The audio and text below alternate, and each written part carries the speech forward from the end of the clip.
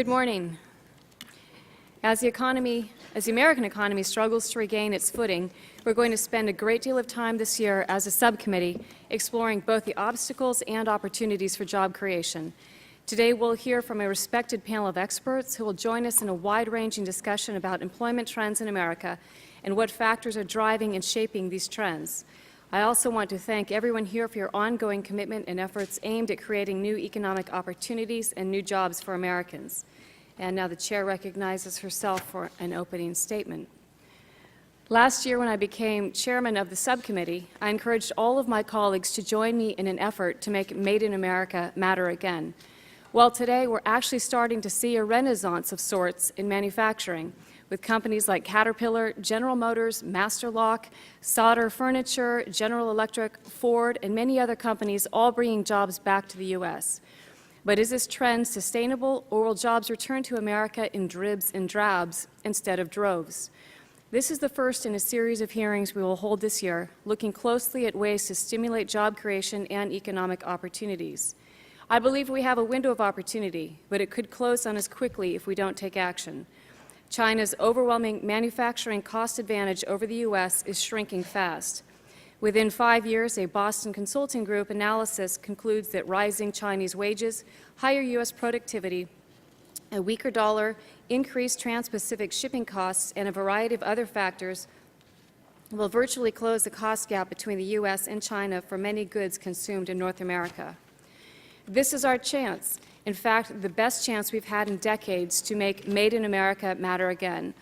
But to be successful, we must remove the roadblocks and barriers businesses are facing today when it comes to job creation. Embracing tax reform, regulatory reform, and tort reform are just some of the things that Washington can do to help jumpstart real job growth in America. But here's the good news. Data issued by the Bureau of Labor Statistics shows a recent uptick in monthly job creation, with the jobless rate declining to 8.3%. Now here's the bad news. To date, we've had 36 straight months of unemployment above 8%, the longest such streak since the Great Depression. Today, too many people are still suffering. That's why we need to work closely together to create forward-looking policies which will create economic growth in America, not stifle it. Clearly, the lack of job opportunities remains a dark, ominous cloud over Main Street, USA, with the average duration of unemployment for job seekers lasting more than 40 weeks. The bottom line, unemployment today remains stubbornly and unacceptably high, with nearly 6 million more unemployed workers right now than there were just prior to the beginning of the recession in 2007. Additionally, many economists suggest this number does not, in fact, represent the true unemployment rate. After factoring in the number of people who are underemployed, such as part-time workers in search of full-time employment, and those who have completely given up hope and exited the job market altogether, the Bureau of Labor Statistics reports the effective unemployment rate stands at a staggering 15.1%. What's more, in comparison to recent recessions, the rate of our job recovery this time is much weaker, too. For instance, at a comparable point of the recovery from the 1981 to 1982 recession, the U.S. economy had added 6.2 million jobs above pre-recession levels, a growth of 6.8%. Yet, while the U.S. economy added nearly 2 million jobs over the past year, the employment level today reflects a net loss, with America's non-farm workforce approximately 4% below pre-recession levels. Today, industry experts are divided and see things differently when gazing into their crystal balls. The Boston Consulting Group, which is testifying before us today, projects the U.S. has the potential to add up to 3 million new jobs in the manufacturing sector alone over the next decade. The chief factor in support of this upbeat forecast is a decreasing cost advantage of manufacturing in China due to the rapid rise in Chinese wages. On the other hand, a study recently conducted by the Harvard Business School involving nearly 10,000 graduates reveals a more pessimistic view, a sense that America has a deepening competitiveness problem. At the heart of this viewpoint is a sense that our nation is falling behind in fostering an environment conducive to job creation. The U.S. tax code, uncertain political environment, a burdensome and sometimes unpredictable regulatory regime, a declining education system, and the lack of a skilled workforce were cited as contributing factors to this dreary assessment. So as we examine the data and analyze the trends, is the glass half full or half empty when it comes to our future? While I'm a big Clint Eastwood fan, I don't buy the idea that it's halftime in America. I think we're in the fourth quarter, we're still trailing in the game, and we need to drive the length of the field to win. That will take great teamwork and a smart game plan. But working together and for the good of all Americans, I know that we can do just that. And with that, I'm now handing the ball off to the ranking member of our subcommittee, Mr. Butterfield of North Carolina. Mr. Butterfield, you're recognized for 5 minutes. Thank you, Madam Chairman, for holding today's hearing, which I understand is going to be the first of several job-related hearings our subcommittee will hold this year. There is no more important issue to working Americans than the ability to get and keep a job, provide for their families, and ensure that when their children grow up, they can succeed too. The causes of the most recent economic recession are many. They are certainly complex. While the solutions can also be complex, one thing is certain: the creation of jobs benefits the entire American economy. And in recent monthly employment reports, we have begun to see the fruits of that labor. But there is still much work to be done, and I agree with the Chair on that. On day one of his administration, President Barack Obama inherited an economy in the worst shape since the Great Depression. A tremendous national debt was inherited, a crippled manufacturing sector and auto industry, and he became the commander-in-chief of not one but two wars in the Middle East. Just 3 years ago, 3.6 million jobs had been lost. Businesses were eliminating more than 700,000 jobs each month. By March of 2010, we reversed that course, and by the end of 2010, American businesses would go on to create more than 1 million net jobs. But with the national unemployment rate at 8.3, much more still needs to be done to return us to full employment. One of the keys to returning America to lasting prosperity is education.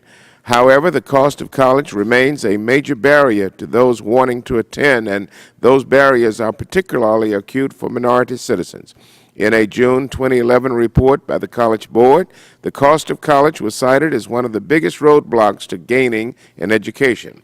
The report finds that in order to regain the nation's once preeminent international position in educational attainment, we must begin to matriculate and graduate populations of American students who traditionally have been underrepresented at the post-secondary level.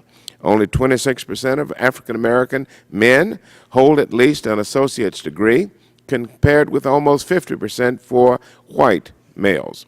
Those numbers are reflected in current unemployment statistics, with 13.6% of African Americans unemployed, compared to 7.4% of white citizens unemployed. I am encouraged by the President's 2013 budget proposal, which includes $8 billion for community colleges to help train workers in high-growth industries. The President proposed the creation of a new community college to career fund that would be administered by the Department of Labor and Education. This effort could lead to over 2 million unemployed Americans finding good-paying jobs, paying into the system, and help to reduce the debt. The Bureau of Labor Statistics report on employment for 2010 through 2020 projects that 20.5 million jobs will be created over the course of the decade, many in industries requiring significant education or training. It is therefore imperative, Madam Chairman, that we invest significantly in these areas in order to build the strong workforce necessary to succeed in an increasingly competitive global economy. And so I say, I look forward to hearing from today's witnesses, and thank each of you, each of the four of you, for so graciously coming today and giving us your time. Thank you very much. I look forward to the testimony. Thank the gentleman, and in accordance with committee rules, Chairman Upton has yielded his 5 minutes to me, and I will yield the first 2 minutes to Ms. Blackburn of Tennessee. Thank you, Madam Chairman. Welcome to our guest, and I think we all welcome the series of hearings that we're going to focus on jobs and job creation in the country. And I want to start by talking about a time-tested formula that always works. Less regulation plus less taxation plus less litigation equals more innovation and more job creation. It's a formula that we need to grow this economy to give American businesses and manufacturers the certainty that they need to expand and to allow the U.S. to be successful when they compete internationally. If you go back and listen to some of the testimony that we had in Mr. Guthrie's manufacturing briefing last week, you see from these manufacturers how difficult it is to be globally competitive and create jobs when the Obama administration basically has their boot on the neck of innovation. We've seen nothing but regulatory explosion from this administration. Let me give you an example of this. Just last year, the Obama administration issued close to 4,000 burdensome and restrictive new regulations. In 2011, the Federal Register printed nearly 80,000 pages of new and additional regulations. The federal government has over 291,000 regulatory agency employees. Total cost of federal regulations is estimated to be at $1.75 trillion annually. Now, keep in mind, that's about twice the amount that the IRS collects in federal income taxes. Just this morning, Gallup released a poll where an overwhelming majority of small business owners were surveyed. 85% indicated that they are not looking for new workers. Asked why, 48% of those that were surveyed said they're not hiring due to concerns about possible rising health care costs, the uncertainty of Obamacare. 46% said they were worried about new government regulations. With what we saw last year, is there any wonder that they are worried about that? I think this is one of the reasons that we also are seeing our labor force participation rates at the lowest level that they have been in recent memory. It's more than just health care and regulations, and I am looking forward to our witnesses and to hearing what you have to say today. I yield back. I thank the gentlelady. The chair now recognizes Mr. Bass for 1 minute. Thank you, Madam Chairman, and thank you for having this important hearing. I think it's important, over and above the very cogent remarks of my friend from Tennessee, to remember that it is important for, in addition to low regulation, low taxes, it's important to promote, firstly, the creation and growth of small businesses in this country, and I know we'll be dealing with these issues on the floor of the House in the next couple of weeks. It is also very important not to close our borders to free trade. In my state, 1 out of every 4 jobs in New Hampshire is directly related to our state's ability to export its products beyond the borders of the United States.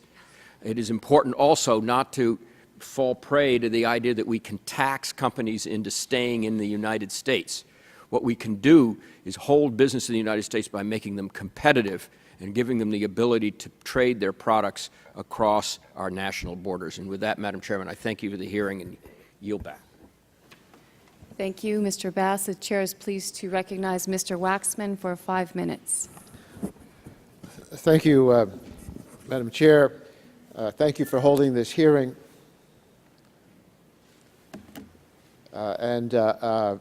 Focusing attention on job creation and economic growth, which should be our immediate priorities, and I hope this hearing will contribute to this effort. At last, we're starting to see promising news on the jobs front. The number of unemployed Americans has declined by more than 1 million in the past 6 months. Yet too many Americans are still out of work, and we must do everything we can to ensure that the job numbers continue to improve. The financial crisis that ripped through our economy in 2008 was the worst our country has faced since 1929. These two events have much in common. Both were brought about by excesses of Wall Street. Both resulted from asset bubbles. Both followed periods of reckless deregulation. As my colleague, Mr. Butterfield, indicated, when President Obama took office, he inherited an economy that had already shed 3.6 million jobs and was losing 800,000 more each month. In addition, he faced paying for 2 wars that added billions to our national debt. No one action turned the economy around or can turn the economy around, but efforts including the Recovery Act, the rescue of General Motors and Chrysler, and billions of tax dollars in tax relief to working Americans have helped. Although factors such as what might go on in the European debt crisis could change our trajectory, the U.S. economy is on the right path. But we won't have a full recovery until unemployed people can find work. And we know the economy is growing and that in economist terms the recession is over. But while this may be a lagging indicator, our focus has to be on getting people to work. I know some Republican members think we need severe cuts in the federal budget that put gaping holes in our safety net while giving tax breaks to the wealthiest Americans. But that is the American equivalent of medieval bloodletting, a cure that makes the disease worse. In the aftermath of a recession like the one we have just experienced, with 12.8 million Americans still unemployed, more than 42% of the unemployed for 27 weeks or more, just leaving the economy alone and cutting federal spending is not an option. I'm pleased that we're going to have a conference agreement on extending the payroll tax cut, paying for some more unemployment benefits, and keeping the promise to the seniors under Medicare that their doctors will be paid so they could people still get access to those physicians. But Congress needs to work with this administration on long-term adjustments that must be made to ensure that the U.S. economy is one that rewards fair play and hard work. The recent budget by this administration for fiscal year 2013 shows its commitment to restoring middle-class security by attacking wasteful spending and instead investing in education, innovation, and infrastructure, the building blocks for an economy that works for all Americans. I appreciate this opportunity to make this statement, and I yield back my time. Thank you. Thank you, Mr. Waxman. Today, we turn our attention to four very knowledgeable witnesses joining us. Each of our witnesses has prepared an opening statement that will be placed in the record. Each of you will have 5 minutes to summarize that statement in your remarks. Our panel today includes Harold Serkin, Managing Director of Boston Consulting Group, John Berlau, Director, Center for Investors and Entrepreneurs at the Competitive Enterprise Institute, John A. Bowd, Edmund Ezra Day Professor of Economics at Cornell University, and John Schmidt, Senior Economist, Center for Economic and Policy Research. Good morning, gentlemen, and thank you all for coming. You will again be recognized for 5 minutes. To help you keep track of time, there are the lights on the table in front of you. When the light turns yellow, you will have 1 minute to finish your remarks. Please remember to turn the microphone on when you are ready to speak. And Mr. Serkin, we're pleased to recognize you for 5 minutes. Chairman Bonomack, Ranking Member Butterfield, and other distinguished members of the subcommittee, good morning, and thank you for the opportunity to testify on where the jobs are. While many negative comments have been made about the state of U.S. manufacturing, I'd like to paraphrase Mark Twain and say, the death of U.S. manufacturing has been greatly exaggerated. We've heard the pronouncements of the death of U.S. manufacturing many times before. In the 1970s, conventional wisdom said Japan Inc., with its low-cost cars, televisions, and other manufactured goods, was going to wipe out U.S. manufacturing. Americans were going to be farmers and bankers. Children were sent to schools to learn Japanese, the language of their new masters. But that didn't happen. In the 1990s, conventional wisdom also said that the Asian tigers from Hong Kong, Singapore, South Korea, and Taiwan were going to wipe out U.S. manufacturing. But that didn't happen either. And in the past decade, conventional wisdom has said that China was going to wipe out U.S. manufacturing. And that's not going to happen either. Why?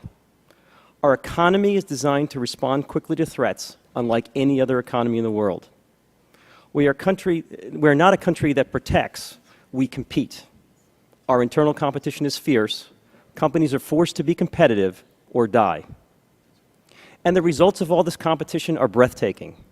The U.S. produces 2.5 times as much manufactured value add than we did in 1972.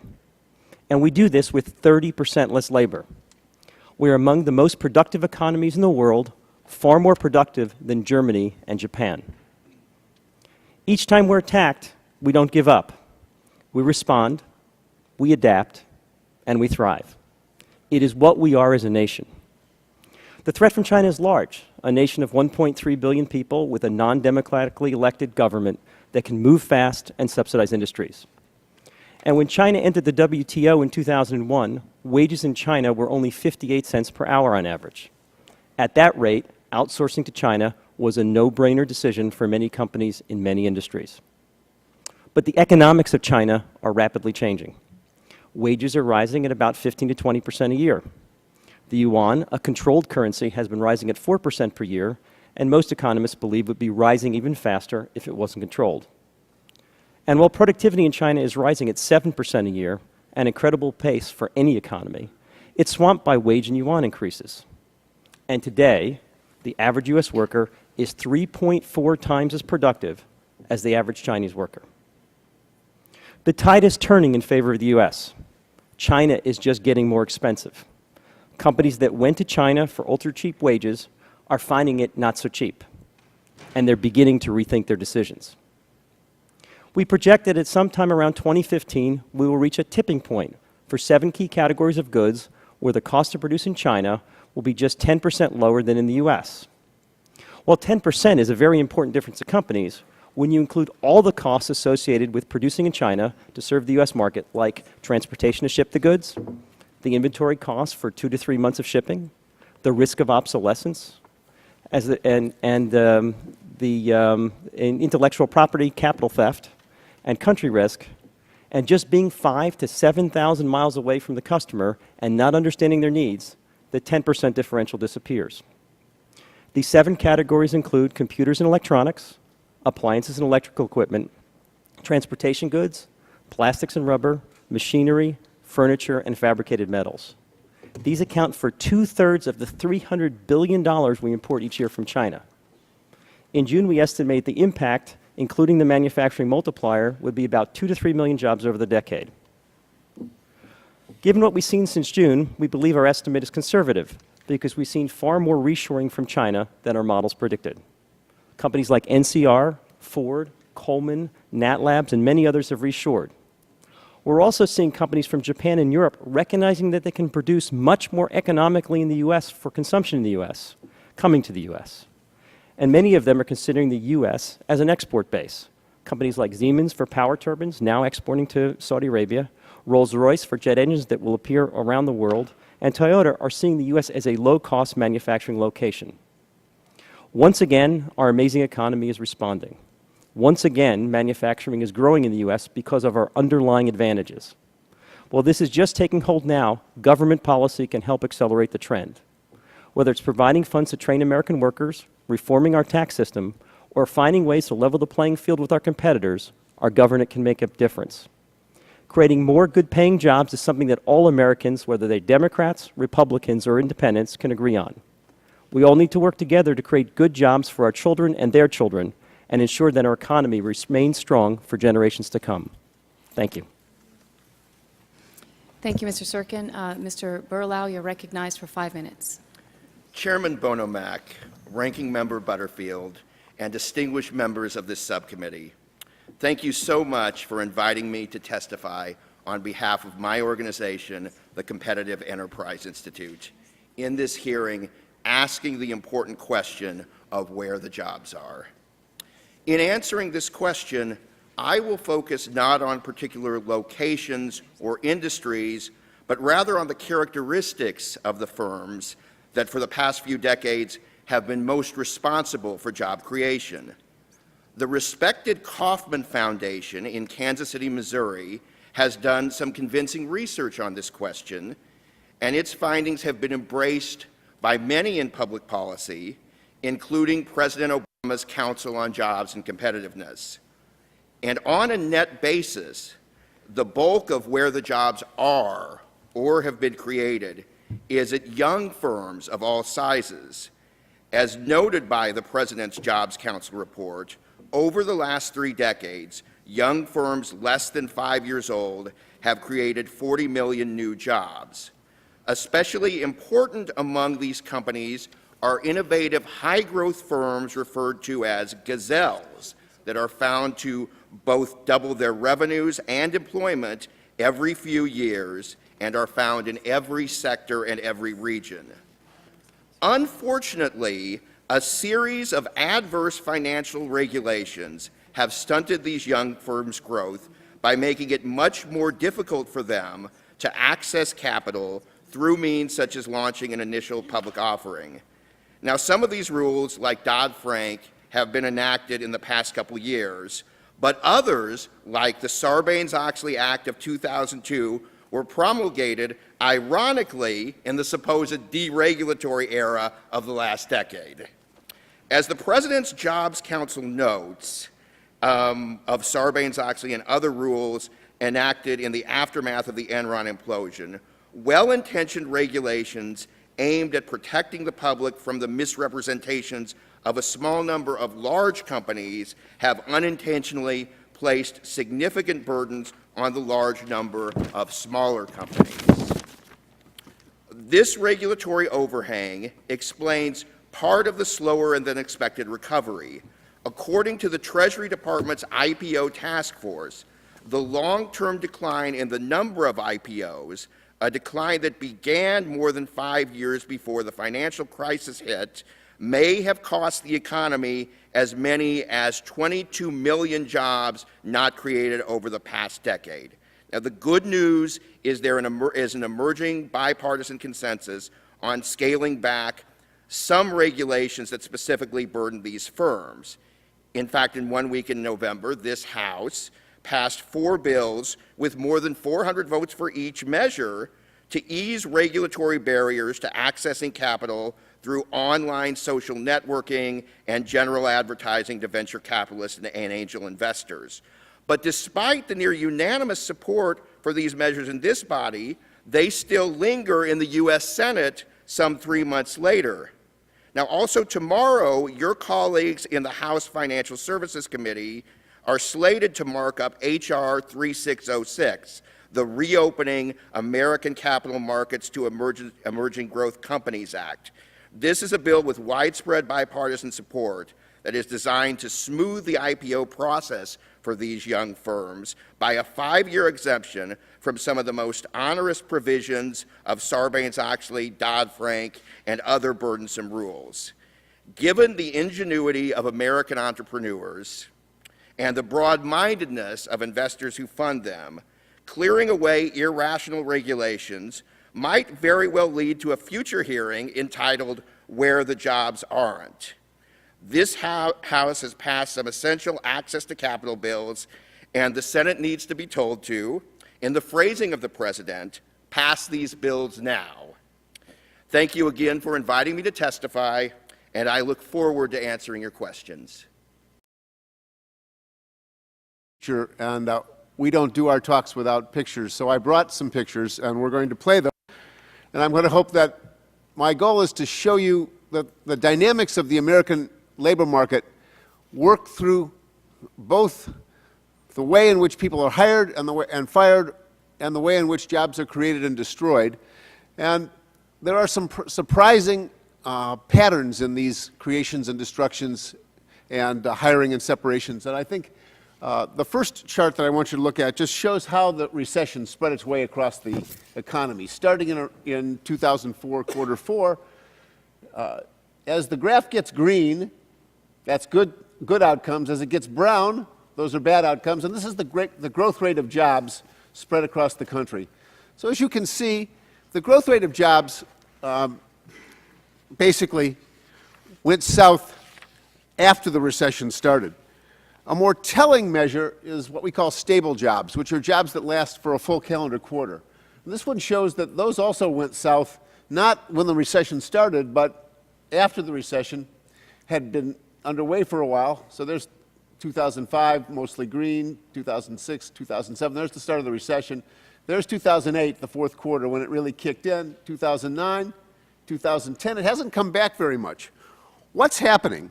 Well, what's happening is that employers have basically stopped hiring into these stable jobs. So I'm going to skip figure 3 and go straight to figure 4 here. This is the rate at which employers hire into these long-term stable jobs. And as the economy progresses from 2004 through to 2010, you can see that here's the start of the recession in 2007. And right here in 2009, the recession has already ended, and the hiring rate is at the lowest level of any of these graphs that I've shown you. And then in 2010, it's basically not come back very much. The latest data that you can do for jobs that last 6 months is basically 2010 quarter 4, when the Census Bureau releases the quarterly workforce indicators in a few more weeks rather, for the current quarter. We'll have 2011 quarter 1. So it's important that employers have stopped hiring into these stable jobs. In addition, the creation rate of these stable jobs, which is the next figure, figure 5, slowed early on in the recession. That's the separation. I need creations, number 5.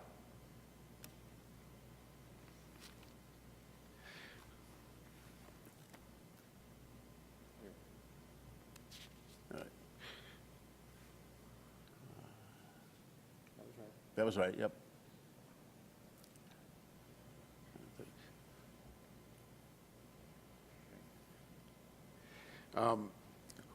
What the creations show is that the creation rate didn't slow nearly as much as the accession rate. So jobs were being created. They're being created pretty much continuously, but they slow down during the recession, and they slow down a lot right after the recession, and then come back up in 2010 a bit.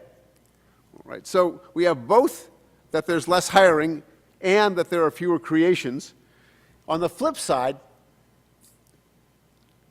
there are also more separations and more destructions, but not nearly as many as you think. Most of the downturn in the economy wasn't accomplished by massive amounts of job destruction and massive amounts of separation. Basically, the separation picture, green is now good still, so it's the negative of the separation rate. The separation rate didn't tank, as you can see from these figures. All right, green is good. And the next figure, 7, the destruction rate didn't tank. Tank is the technical term for head south. All right. As you can see, it stays mostly green in the economy, indicating that the jobs weren't being destroyed at massive rates, these stable jobs, compared to the rates at which the hiring went down. So what went wrong, if you'll skip straight to figure 10, what's gone wrong is the rate of movement in the economy, the ability of workers to move around and to get to new jobs where they're created, that has seriously gone south. It's at very low rates, and generally that churning rate isn't cyclical. So the fact that it's been so low in this recession is a serious issue for the labor market to recover. As you can see, it went very brown in 2009 quarter 4, and it's still very brown in 2010 quarter 4. If the workers can't move around to find the new jobs, and if the businesses can't adjust to find the new jobs, this excess separation, this excess reallocation won't occur. And the biggest benefit of the recession, to move high-valued labor into high-valued jobs, doesn't happen. So what I urge you to do is to promote policies that will put the fluidity back into the labor market and to get this churning rate going again. Thank you very much for your time. Thank you. And Dr. Schmidt, you're recognized for 5 minutes. Good morning, Chairman Bono-Mack, Ranking Member Butterfield, and distinguished members of the subcommittee. Thank you for inviting me to testify this morning. My name is John Schmidt, and I'm a senior economist at the Center for Economic and Policy Research, where I specialize in labor market issues. The labor market is in a stronger position today than at any time in years. The unemployment rate is down to 8.3% from a peak of 10%, and the private sector has created 3.5 million jobs since March 2010. The American Recovery and Reinvestment Act has played an important role in this turnaround. According to the Congressional Budget Office, the Recovery Act is responsible for saving or creating 1 to 3 million jobs in 2010, 900,000 to 2.7 million jobs in 2011, and 400,000 to 1.1 million jobs this year. As many economists said at the time, the biggest problem with the Recovery Act was simply that it was not big enough to address the size of the jobs crisis we face. But despite some encouraging recent data, the labor market is not out of the woods. There are 5.5 million fewer jobs today than there were in 2007. After factoring in natural growth in the labor force, which increases about 90,000 potential workers each month, the total jobs deficit stands at almost 10 million today. At the current pace of job growth, about 200,000 jobs per month, we won't close this gap and return to 2000 levels of unemployment until 2019, 7 years from now.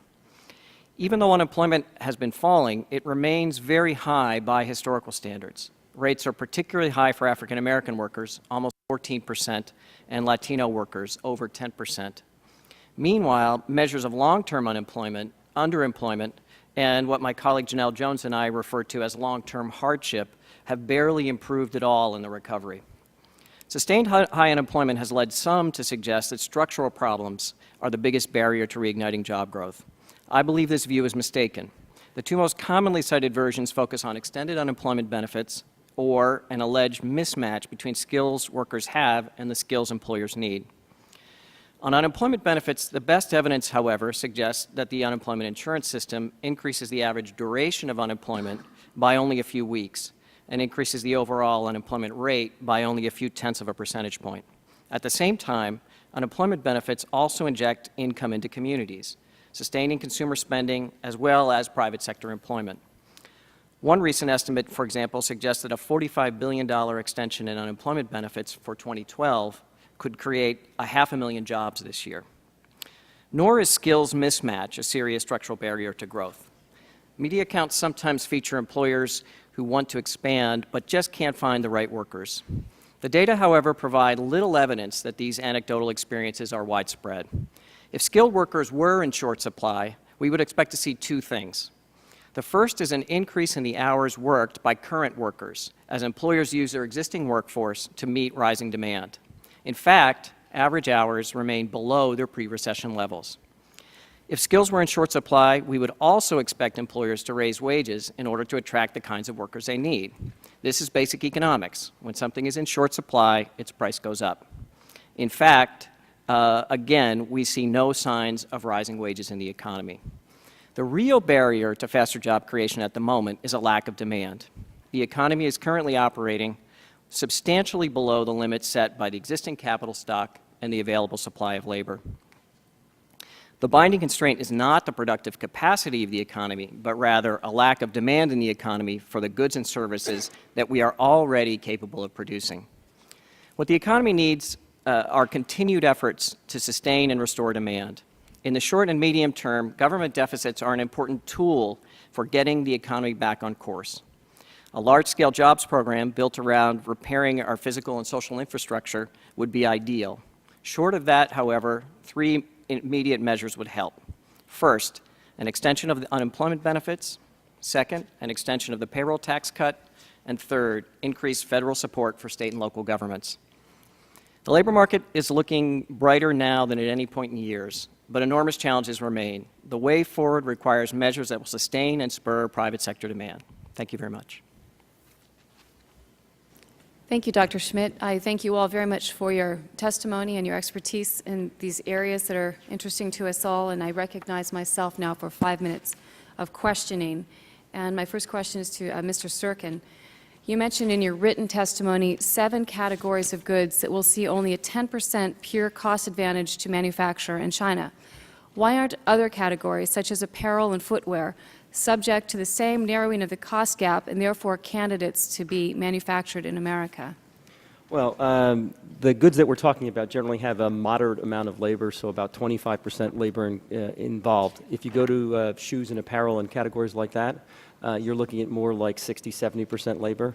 So it may, in the long term, come back to the U.S., but over the next decade, it's unlikely for many of those to come back to the U.S.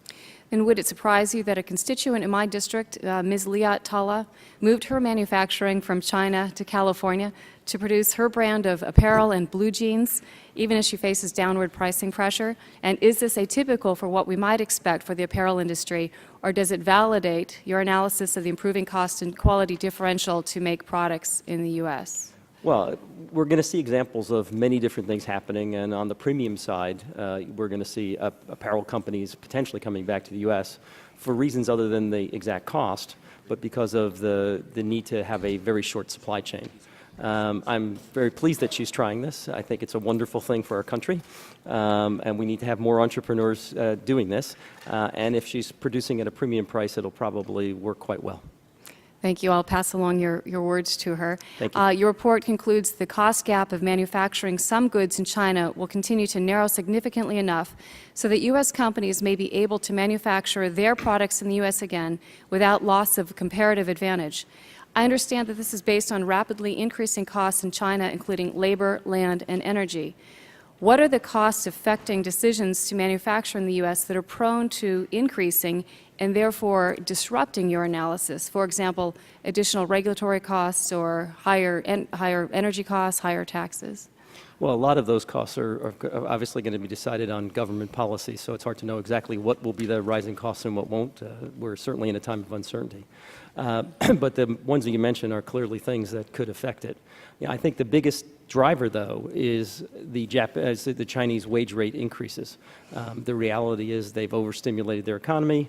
They have controlled their currency, and what they're seeing is 15 to 20% wages growing a year, and that is the real thing that is going to help us in many ways. All right, thank you. And moving now to Mr. Berlau. It sounds like the President's Job Council report has some good bipartisan ideas. Has the President, or even Congress for that matter, followed any of them? Well, yes and no.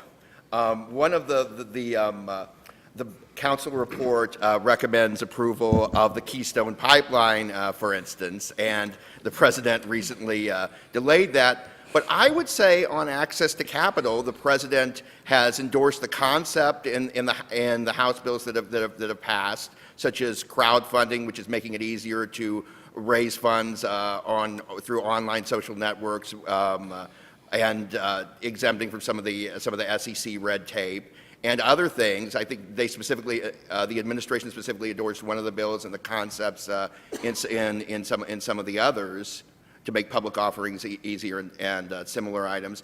The issue is that it's somewhat puzzling because these bills, these four bills in November passed by more than 400 votes. One of them literally had one vote against it, but they've been lingering in the Senate for the past 3 months. So yes, we've seen progress in the House. We've seen the President embrace some of these bills. You've got Republicans and Democrats endorsing H.R. 3606 as far as the on-ramp for public firms, exempting them from some of the regulations from Sarbanes-Oxley and Dodd-Frank their first 5 years after being public.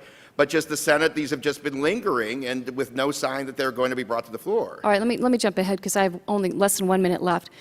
Several critics, including your co-panelist, Dr. Schmidt, argue that the stimulus was not big enough and that the government should consider a second round. Would you like to speak to that? What is the opportunity and cost associated with such an action?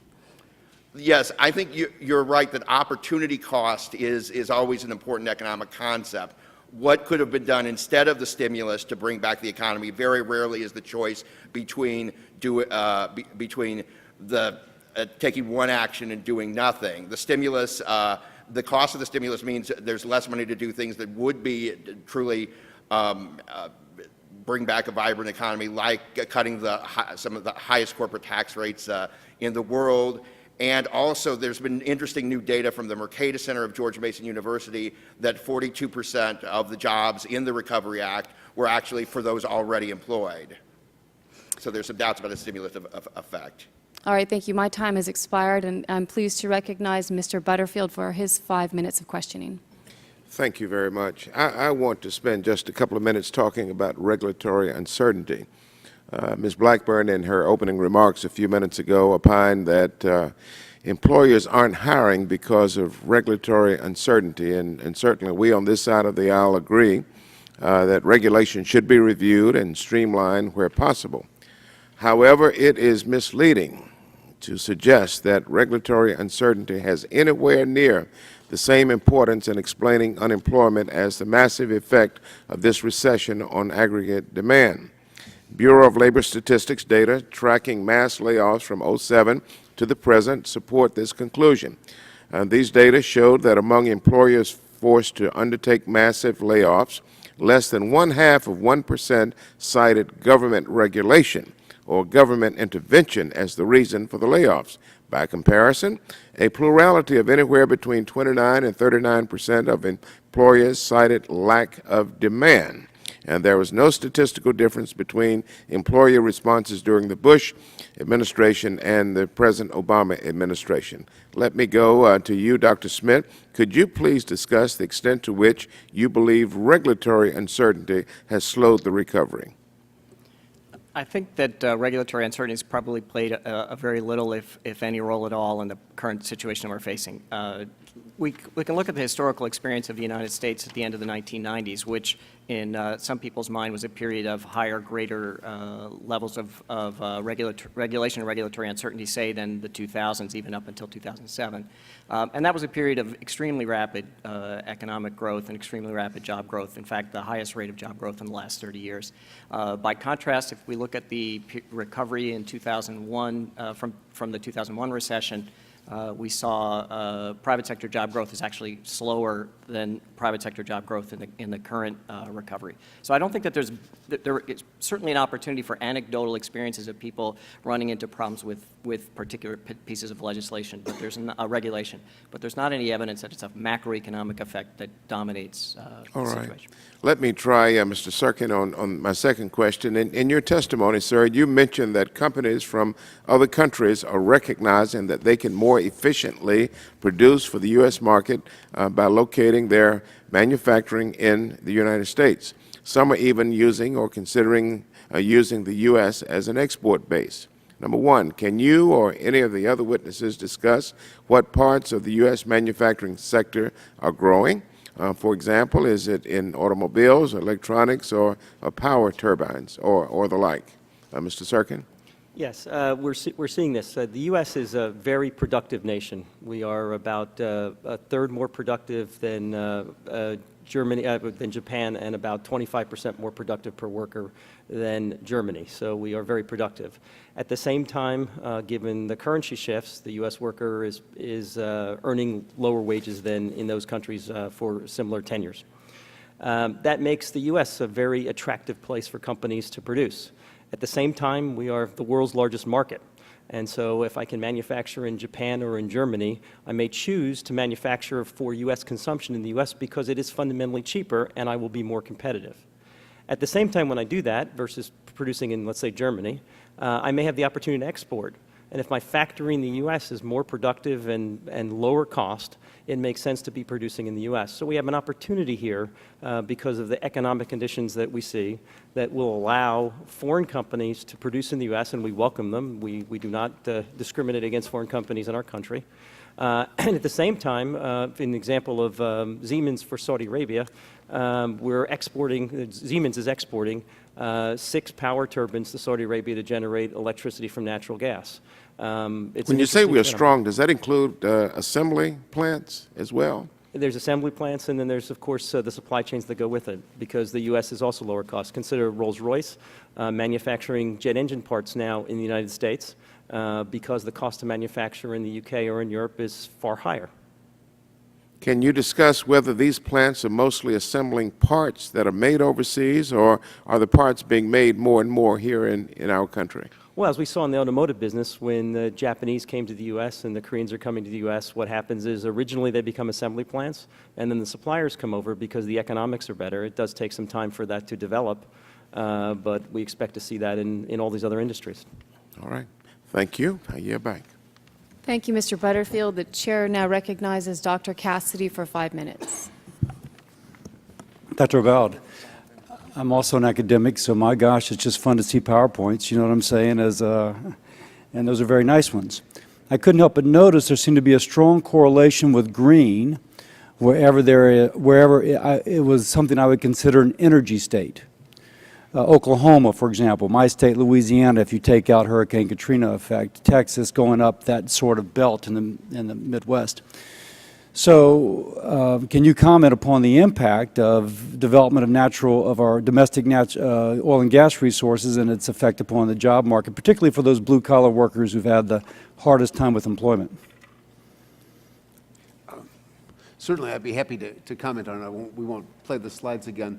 The the point that I was trying to make, and I think the point that you picked up with the slides, is that the geographic variability in the way the recession moved through the economy and the way the recovery is moving through the economy is very striking. And so you could see that at the start, there was already much more activity in the South and over in the Southwest and up in a particular part of the Atlantic coast, and in the North, and in particular in the Northern Midwest, there wasn't. And those are long-term kinds of patterns in the economy. So when there's a vibrant labor market, what happens is that the job creations are where the economic profit opportunities are highest, and those have to be allowed to play out. And the workers have to be able to get to those jobs. The businesses have to be able to create. So I understand your point regarding churning. My point, the geographic distribution seemed to be strongly related to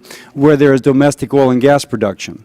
So, for example, both Louisiana, Oklahoma, Texas had the good green most of the time, and going up through Colorado, North Dakota.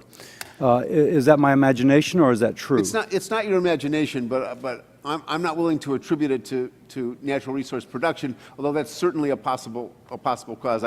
I'm very reluctant to use the colors to do a specific analysis. Maybe associated but not causal. But things like that are. Mr. Schmidt, your thing is hidden by you may be a doctor, I can't tell because of the water pitcher, I apologize.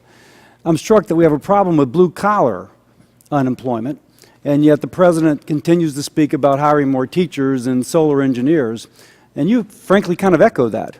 It seems a strange way to hire blue-collar workers is to put more money into programs which basically you have to have a PhD sometimes in order to qualify for. So there seems to be a mismatch there.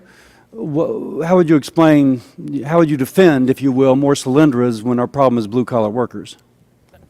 I think that a key issue in terms of addressing the problems of blue-collar workers is to try and get at the kind of infrastructure kinds of issues. I think that's where we have an opportunity. And you define infrastructure as? Infrastructure, transportation, improving. But you specifically talk about, putting more money into public service type employees, which again, I don't think of those as the people who are currently being whacked by the recession. No, I think that the impact of the recession has been pretty broad, and I think therefore we need to use a kind of broad But I'm correct when I approach. say the blue-collar workers, particularly non-college educated men, have been disproportionately affected, whereas those with bachelors and upwards are frankly doing okay. I wouldn't say they're doing okay, but they've fared better in the recession than So again, if people the at bottom. prescription, and I'm just asking, I don't mean to speak with compressed speech, but I have limited time. If the prescription the President continues to offer is more kind of, okay, let's go to somebody who makes solar panels and hires a bunch of PhDs and engineers, or let's hire more teachers or keep them employed, that seems the mismatch, if you will, between those who are disproportionately affected by this recession. I think that, on the other hand, it is also the case that there is an emphasis on trying to deal with the physical infrastructure, whether it's roads and public transportation, or improving the physical infrastructure of our schools, where I think there is a big opportunity for blue-collar workers. Now, you mentioned also in your testimony that the mean hours worked by employees and the mean wages remain stable. Is that an average across the economy, or is that industry-specific? Yeah. Because if you look at petrochemical, where there's been a huge expansion, and they tell me that they don't have enough trained workers for it, that if you looked at that, do you see within that particular industry that there has been an increase in number of hours per worker or wage growth? I don't have access to the specific statistics on petrochemicals, but what I would say is the numbers that I did talk about are averages across the country, and I don't doubt that there could be circumstances where there are some industries that are facing difficulties. My question would be, do we see those same firms offering more money or installing training systems to try and get the workers that are there? And that's my question, too, because if we're trying to find solutions for blue-collar unemployment, we should look where they're being employed. And again, frankly, I think more public service dollars is kind of a mismatch. I yield back. Thank you. Thank you very much, Dr. Cassidy. The chair is now pleased to recognize my friend from Texas, Mr. Gonzalez, for 5 minutes. Madam Chair, thank you very much, and I want to thank the witnesses for their testimony this morning. Doctor, is it Abowd? Abowd. I'm going to kind of, what I heard you say, and if I'm wrong, You can correct me, but in essence, jobs go where profits can be made. That's kind of a general theory, isn't it? And it makes sense, it's practical, and so on. Jobs are created where a profit can be made. I mean, Yeah, I you're did not say going to that. create a job where you can't open the door to your business in the morning unless a profit is made. I think that's just, what I'm getting at is, I think, in my own opinion, and I want y'all to comment on this because I'm going to go in and read a couple of comments made by a couple of individuals that you've heard of. I think there's something, the very nature of our economy is in trouble and has been transformed over a number of years, and we're not going to be undoing it in the very short term, and it's time for us to get very, very serious about undoing it. And this is what I'm getting at. This is David Stockman back in 2010. The third omnibus change in the American economy has been the vast expansion of our financial sector. The combined assets of conventional banks and the so-called shadow banking system, including investment banks and finance companies, grew from a mere $500 billion in 1970 to $30 trillion in September 2008. That's David Stockman. Now, some figures, our GDP a year and a half ago or so, let's say, was at about $14.601 trillion. The total assets of the Bank of America, J.P. Morgan Chase, Citigroup, Wells Fargo, Goldman Sachs, and Morgan Stanley stood at $8.977 trillion, or 61.49% of GDP. In the 1970s and 1980s, financial firms comprised 15% of all corporate profits. By 2006, that had risen to 33%. I believe we've just been investing in money. We've been investing in financial instruments and not really investing in that which truly creates jobs in this country.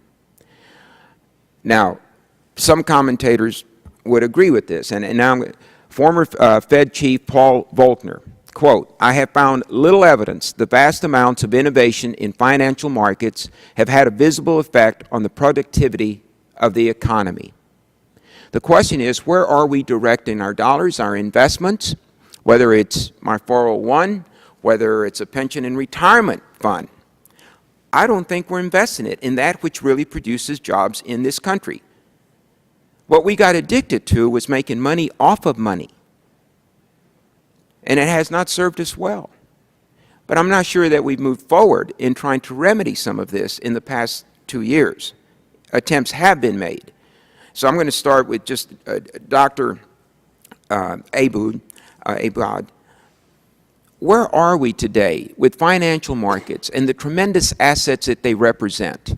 And do they truly create the jobs that all four of you have been discussing, and which members of Congress obviously have a great attention to be paid to through policy and legislation? And if you'll just give me about 1 minute and the remainder of the time to Dr. Schmidt for his comments. Thank you for the question. I won't take very long with my answer. I did a slide on the financial sector that shows that it was also one of the sectors that suffered stable job losses in the recession, but not nearly as badly as the construction sector, which basically is the bubble that was inflated by the financial services industry. I fundamentally agree with you that the growth of the financial services industry wasn't entirely related to productive profit opportunities in that sector. It happened, and it happened for reasons that it's going to take economists a while to sort out. But other sectors of the economy, like manufacturing and construction and trade, also have to come back, and jobs have to be created in those places. In all conditions, recessions and booms, there are jobs being created in all the sectors and jobs being destroyed in all the sectors, and that removement of workers is what allows businesses that have profitable opportunities to grow and flourish. The fact that over the course of 2 decades the financial services industry was pumped up by other factors is related, but not part of what I was talking about. Dr. Smith, just a few seconds. The financial sector, I think, is a huge part of the problem. I think if it were a lot smaller, there'd be more possibility for productive economic investment because we're currently diverting resources that could be going elsewhere into that sector. Thank you very much. I thank the gentleman, and the chair recognizes Mr. Guthrie for 5 minutes. Thank you. Over here on the end. Hey, Dr. Smith, you said, I just caught something. You said that unemployment, you said would increase unemployment insurance as evidence has only increased it by a few tenths. Is that, and that's not significant, a few tenths? Well, if you're in those few tenths, it's not very, it's obviously significant to you, but a few tenths of a percent on 10%, which is where we stood at the peak, is relatively small, and that's the negative effect on employment. But as I also emphasized, the fact that we're giving everybody, or about 75% of 75% of unemployed people benefits means that we're actually sustaining jobs in communities where those unemployed people are because we're giving them income to bridge the gap. My question, it seems there's been an agreement to extend those. But so if, I guess my question was if unemployment increases at just a few tenths and that's not significant, then for the last 3 or 4 months, we've seen unemployment drop just a few tenths, which, you know, we are glad to see we're going in the right direction. Is that insignificant? I mean, if you're saying increasing it a few tenths isn't important, then decreasing a few tenths, is that as substantial? No, as I said, I think we've made some progress since August. The unemployment rate's gone from 9.1 to 8.3, which is more than a few tenths than what I'm saying right now. But I also emphasize we are not out of the woods. I think we have a long way to go before we get back to anything approaching full employment. Yeah, that's what we're all here talking about. We want people to get back to work. So one of the things that I saw this a few weeks ago, I guess, is that if you took the growth rate coming up, my father lost his job in the 1981-82 recession, so that's one that I remember, and Japan and Toyota. My dad worked for Ford. So those were our experiences. And so I've heard that if we had the same growth rate in year 3 or year 4, I think we're in year 4 now, but year 3 of the same growth rate of year 3 of the 84 recession or 82 recession now, then we would have over 10 million, or somebody even said 15 million new jobs. If you can cut that by 2/3, because that seemed a big stretch, we'd be at full employment if we came out of if we were 3 years into the recession with the same growth rate out of the 82 recession, we would have full employment today. Is that anybody seen that or agree with that or disagree with that? If I may, there is some evidence that IPOs are actually countercyclical, that when the debt market is tight, as it was in the early 90s recession with the S&L collapse, IPOs actually increased. There were actually more than 300 IPOs in 1991, and that's where you had companies that were relatively small, like Starbucks and Cisco Systems, unlike the big IPOs today, that launched. They were able to utilize that process when they couldn't get debt, when they couldn't get bank loans, and that's what's been credited with helping going from a recession in the 90s to the boom, but now a lot of these options are foreclosed because of the Sarbanes-Oxley auditing mandates and Dodd-Frank, whereas 80% of the IPOs in the 90s were with companies with market valuations below 50 million. Today, only 20% are. Okay. And I want to get to a point, though. What I was getting at with it, though, is as you moved out of the recession in the early 80s, and then Japan went into theirs in the 90s. And one of my concerns, I was a freshman here when we started discussing the stimulus bill. It appeared to be a lot of the same prescription that Japan followed in the 90s, which a lot of people say Japan in the 90s had the lost decade. And so that was the concern. Are we at a point where the American economy has been so adaptive? That's been our brilliance. I mean, in the 1980s, my father lost his job. We're thinking Ford's out and never going to exist like it did before. And here we are, you know, GM's now the #1 selling car again in the world, which is great. But the question is, we haven't recovered that quickly, and are we putting in prescriptions and policies and regulations and borrowing 40 cents of every dollar to have a school teacher in a classroom? Is that hurting our recovery? I know that we're moving in the right direction, but we would move far greater if we'd gone down the path that they did in the early 80s. I mean, that's really my question. And anybody's welcome to. But I do want to, let me stop with that, because I do want Dr. Abowd. You said if we change fluidity policies for labor, what policies would you prescribe then? We only have 40 seconds, so I'm sorry, but that was interesting to me too. I won't go through a litany list of them, but one of the big differences now from the recessions you were citing is that it happened with a housing price bubble that collapsed, and that definitely impaired the geographic mobility of workers, and also impaired the geographic mobility of new businesses because they were caught up in some of the same financing arrangements. So that's a big difference, and that's something that takes more than a few quarters to cure because of how much lost value there was. So that's the big difference. So a manager in Atlanta can't move to Fruit of the Loom in Bowling Green for a job available because they're underwater in their house in Atlanta. Is that where that kind of limits their mobility That's the kind to of move? thing I'm talking about, yeah. Okay, thanks. I'm sorry. I wish I had more time. I'll yield back. Thank the gentleman. The chair recognizes Mr. Towns for 5 minutes. Thank you very much, Madam Chair. Appreciate you having this discussion. In the State of the Union, Mr. Smith, the President described the blueprint to put Americans back to work. And of course, and when I go back to my district in Brooklyn, New York, people are saying that Congress isn't moving fast enough to create jobs, and I couldn't agree more. If we follow your 4 policy recommendations, what immediate impact do you think we would see in the job market? I think the immediate impact will be to continue to see some positive job growth in the private sector, could see a continuation in the decline in the unemployment rate nationally. But as I emphasized, if we do just the things that I was proposing this morning, I think we are still facing a very long road to recovery. We need to do more than just those short-term measures. On the other hand, I did mention in my written testimony, not this morning when I spoke, that one thing we could do that could have a long-term big impact would be to get the value of the dollar at a more competitive level, which would help to expand the manufacturing sector by making it more competitive. Right. Thank you. A few panelists talked about the importance of having a stable job and its impact on consumption and demand. When I go back home, people talk to me about finding a stable job. Traditionally, jobs in manufacturing have been very, very, very stable.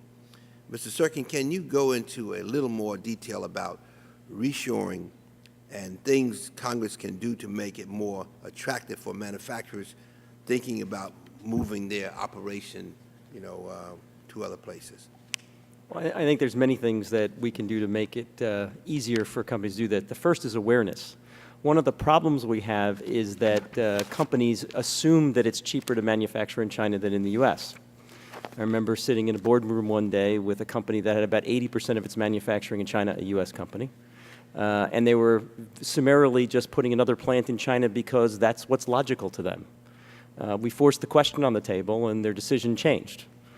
So the most important thing that we can do is get awareness that, in fact, the economics of China are changing, and that you should be looking at it very carefully, and that you shouldn't just do the math on what it looks like today, but look 3 or 4 years in the future and take a look at it, because you'll find that if you have a plant, it's going to last for 25 or 30 years.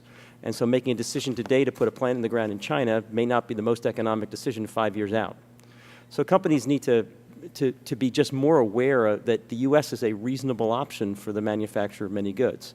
In 2001, the Chinese worker was making 58 cents an hour. It was a very simple decision.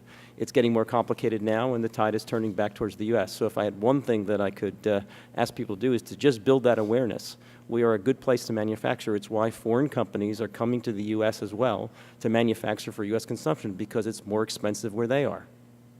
Right. If I may. Yes, sure, go ahead. The President's Job Council report and the Kaufman Foundation have stated the findings that in some cases 100% of net job growth are created by firms 1 to 5 years old. Firms older than 5 years old have eliminated on net more jobs than they've created, and 90% of this job growth occurs after an IPO. The problem is there aren't as many IPOs for companies that are emerging growth companies, and you had sponsored some of the early bills to ease some of the burdens on smaller companies from Sarbanes-Oxley 404. Some of the IPOs we're getting now are already a billion, more than market cap of $1 billion after the growth has occurred. So they need more. Every dollar a company can raise from an IPO is that they can have to borrow or beg from a bank and more that they can devote to creating jobs in the companies most likely to create jobs. Right. Madam Chair, I see my time is running out, but I would like maybe to ask in writing if you would just sort of make a suggestion, a recommendation as what members of Congress might be able to do and put it in writing and give it back to us. I mean, I would like to just see that in writing as to what you suggest that members of Congress should do. In other words, let's switch roles. Make me the economist and you a member of Congress. Glad to. Be careful what you wish for, Mr. Towns. Chair is happy to recognize Mr. McKinley for 5 minutes. Thank you, Madam Chair. Mr. Schmidt, I'm just a little astounded with one comment you made. I'd like you to maybe expound a little bit on it before I cut you off. But you said that the uncertainty is really not a factor. I really wish if you could provide us the information that supports that, some statistics, because I'm just looking, just in scribbling here a list of some of the companies that were in possibly within 20 miles of my home that are no longer. The Banner Fiber Board, Fostoria, Viking, Allied North, Solvay, Wheeling Pitt, Weirton Steel, Follansbee Steel, Purina.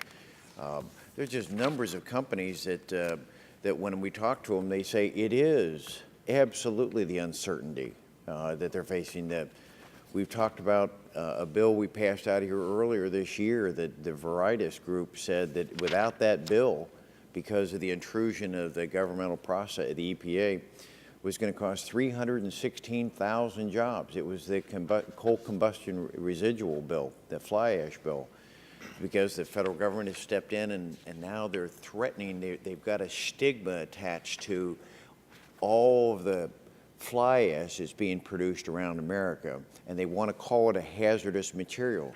So there's a stigma and uncertainty that's swirling around. All 316,000 jobs could be lost because of this. The aluminum industry, just last week we had a meeting with them, and they told us that it is uncertainty in their utility bills that's causing them not to reopen and operate some of their facilities. They want to know what is going to be our utility costs. We had the EPA back February of last year pull a water permit from an existing coal mine in West Virginia 4 years after it had been in operation. I've never heard of that. It's unprecedented. It's now in federal court, and the courts are challenging that significantly, whether or not that intrusion into the process after a permit's been granted, all the hearings were held, 4 years operation, they have the right to step in and pull a permit and shut a company down? And yet you sit here and say uncertainty is not a problem in America. I'm not hearing that in my district. I think it's important to distinguish between what kinds of uncertainty, whether you're talking about regulatory uncertainty or whether we're talking about all the forms of uncertainty like exchange rate shifts, changes in the interest rate, how your competitors are going to act relative to you. Well, let me address what your competitors are acting, how they're going to, China, okay? Here we had for the San Francisco Bridge, they didn't use American steel. And it was so flawed that we had to send inspectors over to retool, remake a lot of that steel, but yet because it was lowest price, they were able to buy that from China. Our turbines for our wind turbines are coming from overseas. We've got even the Keystone Pipeline, from what I'm hearing from testimony, that wasn't even manufactured. The steel didn't come from America. What are we doing then about this uncertainty? If you see that this competition is coming in unfairly, and I mean that word, unfair competition coming in, how does that create certainty in the American manufacturer? Well, I certainly share your concern that the trade agreements that we've agreed to and signed and ratified over the last few decades have created a lot of problems for U.S. manufacturers and for, in the particular cases that you're talking about. But I think the other issue to think about is that to a certain degree there's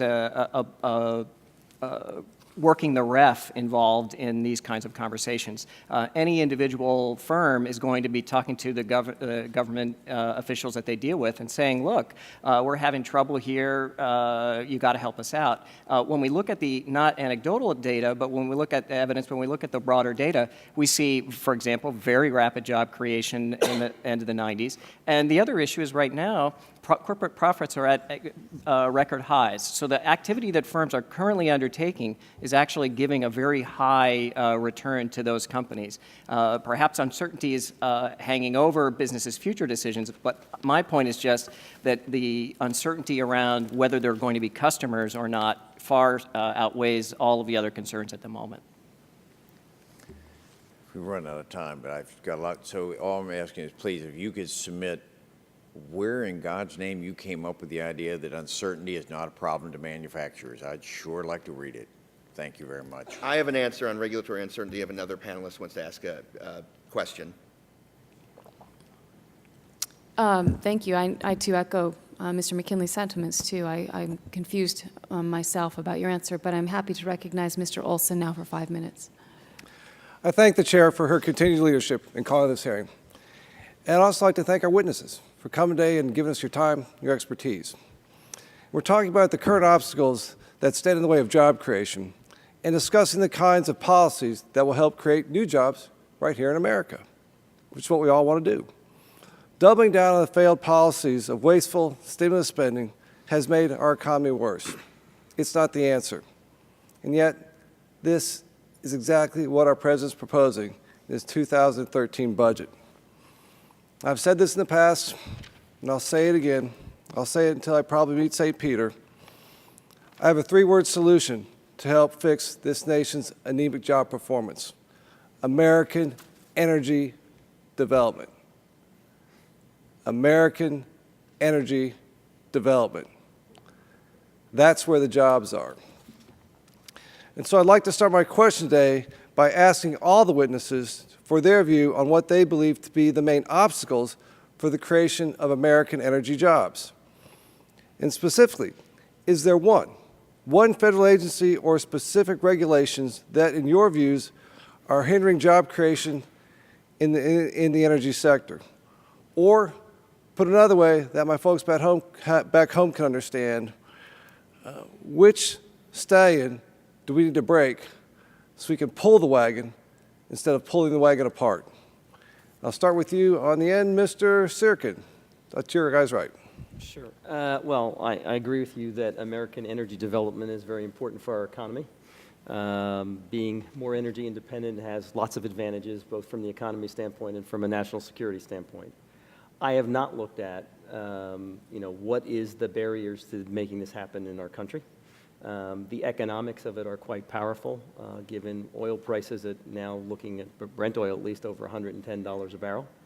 And obviously the natural gas reserves that we now have 100 years worth is a very important aspect of attracting businesses to this country, because we have some very low-cost natural gas, and that's bringing the chemical companies who thought they'd never come back to the U.S., coming back to the U.S. So there's many good things, but what the barrier is, that's not something I've studied. Thanks for that question. Just to follow up on those comments, so I actually went out to the Eagle Ford shale play in my home state of Texas this past weekend.